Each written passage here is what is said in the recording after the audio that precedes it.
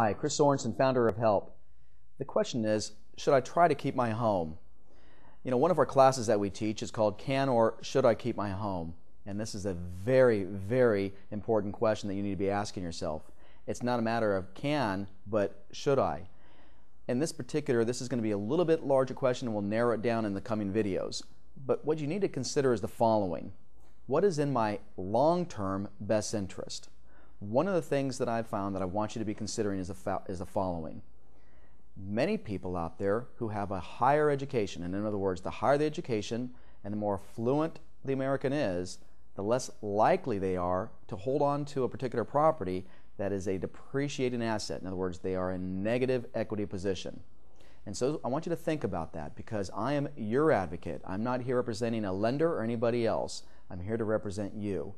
And so when you're factoring what is in your best long-term interest, what I want you to consider is if your home has gone down in value, let's take some of the epicenters, 50% for some of you, your home must go up 100% just to break even. Now, we saw huge amounts of appreciation between the years 2000 and 2006. In some cases, in some areas, 200 to 300%.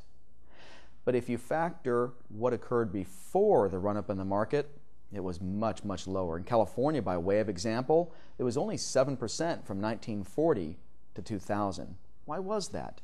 Because people had to qualify.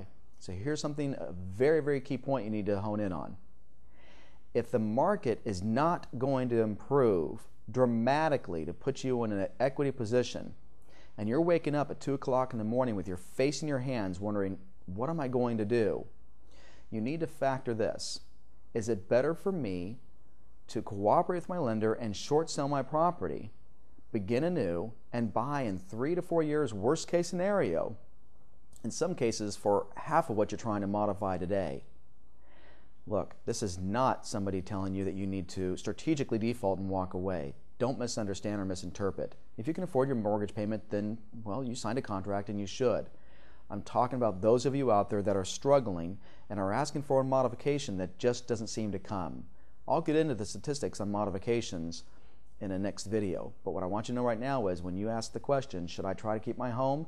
It need not be a moral decision. It needs to be a business decision and what's in the best interest of you and your significant others and your children.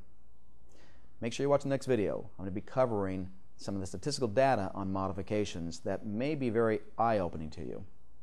This is Chris Sorensen signing off.